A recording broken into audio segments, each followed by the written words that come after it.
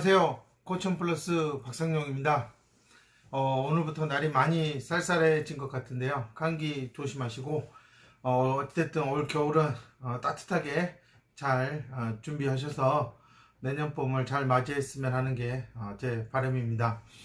오늘 이렇게 제가 말씀드리고 싶은 거는, 제일 이제 안타까운 부분이 엄마나 치료사들이 이제 방향을 잃었을 때 어떻게 해야 될지 모르는 멘붕 상태에 빠졌을 때 가장 많은 방황을 하는 것 같고요. 그러다 보면 엄마들은 굳이 안 해도 될 치료를 또 찾아서 다니게 되고, 아이를 집에서 계속 붙잡고 뭔가를 시켜야 되고, 이제 이런 악순환으로 점점 빠져들면서 아이의 관계가 나빠지는 것 같고요.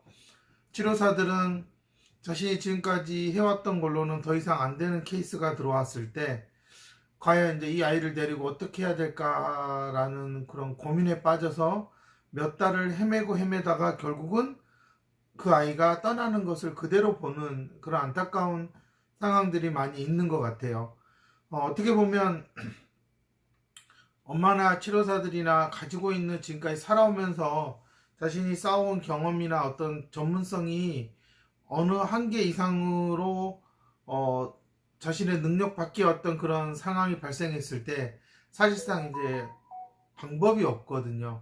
갑자기 떠오르지 않거나 전혀 모르는 어떤 그런 상황에 처하기 때문에 아마 이런 부분을 아마 어린 자폐 아동을 키우는 부모님들은 가장 많이 느끼는 부분이 아닐까 싶고요. 최근에 아마 치료사들은 이렇게 지능이 낮은 아이들, 아주 낮은 그런 지적장애 1급이나 2급이 아니라 정말로 분명히 어느 정도 학습은 가능한데 이 아이들이 현실적으로는 전혀 진도가 나아가지 못하고 더 이상 올라가지 못하는 그러한 이제 정체 상태에 빠져 있는 경우에 사실 이제 치료사들이 멘붕에 빠질 수밖에 없는 거죠. 이럴 때 이제 저 같은 경우도 물론 이렇게 상당히 새로운 케이스가 들어오면 아이들의 인지적인 구조가 얼마나 탄탄한지를 확인하기 위해서 여러 가지 것들을 하면서도 어느 순간에는 전혀 아이가 돌파해 나가지 못하고 그냥 굳은 아이처럼 딱 멈춰서 가지고 나는 못해요 하는 상황을 좀 많이 접하거든요.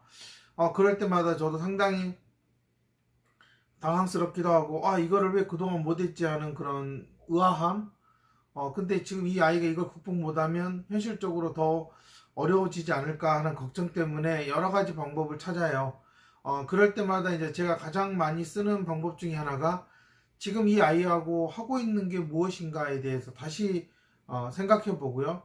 그 과제에서 가장 중요하게 다루고자 하는 개념은 무엇인지, 그리고 이 아이가 어떤 용어를 썼으면 좋겠는지, 이 아이가 어떤 방법을 가장 익숙하게 사용했는지, 즉 아이하고 저하고 빨리 다시 코드를 맞출 수 있는 가장 기초적인 정보가 무엇인지에 대해서 빨리 저는 접근을 하고 다시 그 기초적인 정보들을 다루는 과정에서의 아이의 그 능숙함, 자신감이 다시 올라갈 수 있도록 저는 이제 방향을 잡습니다. 하지만 엄마나 치료사들은 지금까지 해왔는데 이거 조금 다른데 왜 못하겠어? 그냥 한번 더 시켜보자. 이렇게 해서 아이에게 생각 없이 반복을 시키는 경우가 너무 많다라는 겁니다. 저는 이제 이런 부분에서 아마 초등학교에 들어가는 순간부터는 상당히 학교의 진도를 따라가야 되고 학교에서 내준 선생님의 숙제를 또 따라가야 되고 해나가야 되고 이런 것에서 이제 어떻게 보면 남의 보조를 맞추다 보니 내 아이가 가방 자크를 열고 그냥 뛰어오다가 가방에 있는 모든 책들이 땅에 떨어졌는데도 모르고 엄마는 아이 손을 잡고 열심히 학교에 뛰어왔다는 거예요. 그런데 아이가 수업을 들으려고 하니 가방에 아무것도 없는 거예요. 즉 엄마 아빠가 하자는 대로 했고 치료사들이 하자는 대로 했는데 정작 아이는 가방에 자크를 잠그는 방법을 몰랐다. 그래서 가방 안에서 다 떨어지고 그 소리가 들리는데도 앞으로 뛰라는 말에 그 책들을 담지 못하고 그냥 학교로 왔다라는 거예요. 이게 장애아동 치료에서 가장 많이 반복되는 상황인 거죠. 어느 누구도 아이에게 차크 잠그는 방법을 알려주지 못했다. 왜? 아이가 내가 그렇게 수없이 많이 가방 자크를 열고 하는 걸 봤는데 설마 못했겠어? 하지만 한 번도 이 아이에게 가방 자크를 네 스스로 잠가야 된다라는 것을 가르치지 않았고 또는 할 수 있는지를 확인하지 않았다라는 부분이에요. 제가 이런 비유를 드는 것은 좀 더 쉽게 이해를 좀 드리기 위해서 할 수 있도록 하기 위해서 제가 드리는 건데요. 정말로 아이하고 특히 치료사들도 마찬가지예요. 센터에서 초등 고학년의 경우는 나름 이제 10살 이상이 된 아이들은 나름 자신도 세상을 바라보는 프레임이 있는 거예요. 근데 그 프레임을 넓혀라 좁혀라 라고 했을 때 과연 이 아이들이 과연 그것에 대해서 자연스럽게 받아들이고 잘 따라갈 것인가? 저는 절대 아니라고 생각을 하고요. 그렇기 때문에 그 아이들이 스스로 프레임을 좁히고 넓힐 수 있는 그러한 줌 기능이 스스로 작동할 수 있도록 하게 해줘야 된다. 그러기 위해서는 가장 기초적인 정보를 아이가 미스하고 있는지 그거를 꼭 확인하고 진행을 해야 된다라는 생각을 저는 하고 있고요. 의외로 우리나라의 학생들, 특히 치료센터에 다니는 학생들 대다수가 주의 산만 뭐 ADHD 성향이 있어요 라고 많이들 나오는 이유 중에 하나가 이 아이가 자신이 하고 있는 것들에서 제대로 지각하고 인식해서 내가 지금 무엇을 하려고 하는지 어떤 방법이 가장 최적화된 방법인지를 즐길 수 있는 시간보다는 이것이 어느 정도 완성이 되면 다음 곳으로 빨리 이렇게 넘어가는 그러한 점핑 수업을 많이 했다라는 겁니다. 그렇기 때문에 이 아이들은 온전히 즐기지 못하는 데서 오는 뭔가 찝찝함, 과연 저게 다 완성이 됐을까에 대한 불확실성이 상당히 크다라는 거예요. 저는 이제 그런 부분들을 저는 이 FI 도구지가 상당히 많이 보완을 해주고 있다라고 생각을 하고 있어요. 그렇기 때문에 이 FI 도구지 같은 경우는 철저하게 학생들이 전략적 사고를 기반으로 해서 문제 해결을 할 수 있도록 그렇게 중재를 하라고 되어 있는 겁니다. 하지만 항상 안타깝게 생각하는 부분은 현재 치료센터에 일하는 30대 이상의 치료사들은 이러한 사고 기반의 수업을 학교에서 받은 적이 없어요. 요즘 아이들은 상당히 뭐 팀별 과제라든지 수행평가라든지 이런 것들이 계속 학교에서 연습을 시키고 있기 때문에 훨씬 더 잘 적응할 수 있다면 저는 30대 이상의 치료사들은 이런 전략적 사고 문제 해결 방법은 전혀 배운 적이 없을 것이다. 대학교에서도 이런 걸 배운 적이 없어요. 그렇기 때문에 이 FI 프로그램을 이용해서 중재를 한다는 것은 현재 많은 치료사들이 상당히 어려움을 겪는 게 현실이에요.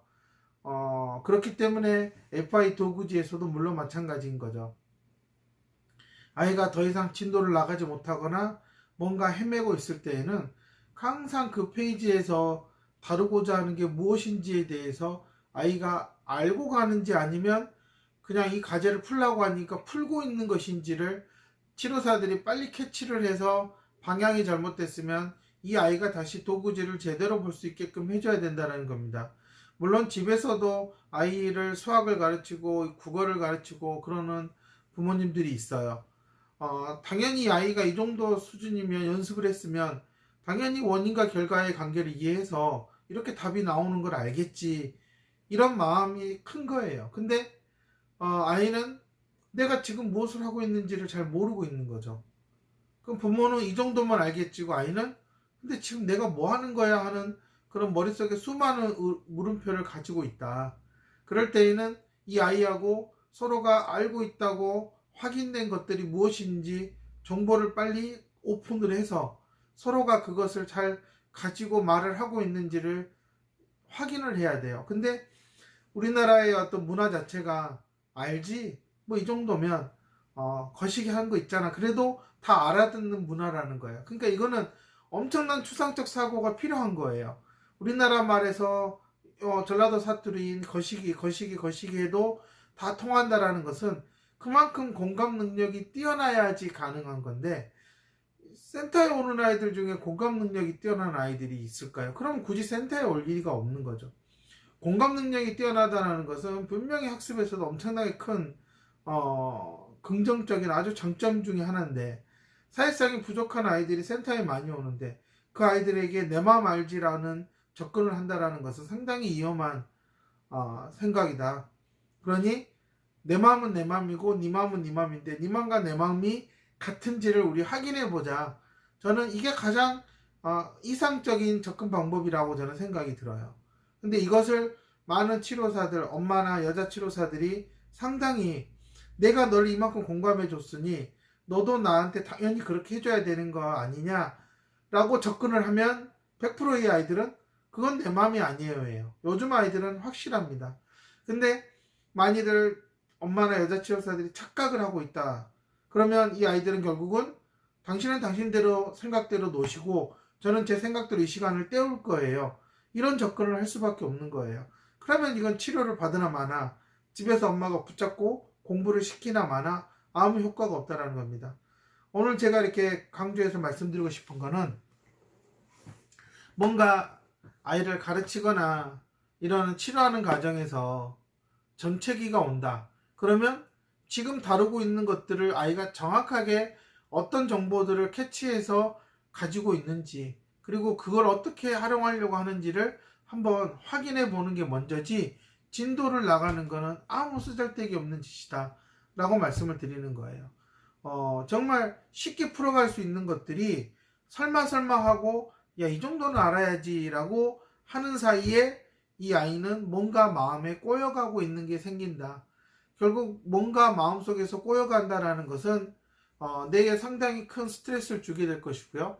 향후 아이가 뇌를 사용하는 것보다는 스트레스 받지 않기 위해서 뇌를 사용하지 않는 쪽으로 갈 수도 있는 그러한 위험 요인이 발생할 수 있다는 겁니다. 결국 부모와 아이 사이가 멀어지게 되고, 최근 들어서 초등 고학년 이상의 아이들이 치료센터를 다니지 않는 이유 중에 하나는, 이거는 치료사들이 상당히 접근법을 잘못했다. 그래서 이 친구들이 겪는 어려움을 제대로 모르고 그냥 자신만의 공감 방법으로 접근했기 때문에 이 아이들은 상당히 이질적인 그런 감정을 느꼈을 거라고 저는 생각이 듭니다. 초등 고학년이 될수록 더 도움의 손길이 많이 필요하고 성인이 될 때까지 분명히 꾸준한 중재를 받아야 될 아이들이, 지능이 낮은 아이들이 뭔가 자신의 어떤 생각을 제대로 공유가 되지 않는 어떤 그런 박탈감을 통해서 이 아이들이 세상과 멀어지는 그런 안타까운 일들이 참 많이 벌어지고 있기 때문에, 저는 무엇보다도 엄마와 치료사들의 스피드가 아니라 이 아이의 스피드가 정확하게 어디에서 나오고 있는지를 빨리 체크하시면 저는 분명히 다시 빨리 방향을 잡을 수 있을 것이다 라고 저는 생각이 들고요. 그런 방법들 중에서 저는 이 FI 도구지가 상당히 아주 중요한 맵이 될 수 있다, 지도가 될 수 있다, 또 가이드라인이 될 수 있다 라고 말씀드리고 싶습니다. 도움이 되었으면 좋겠습니다. 감사합니다.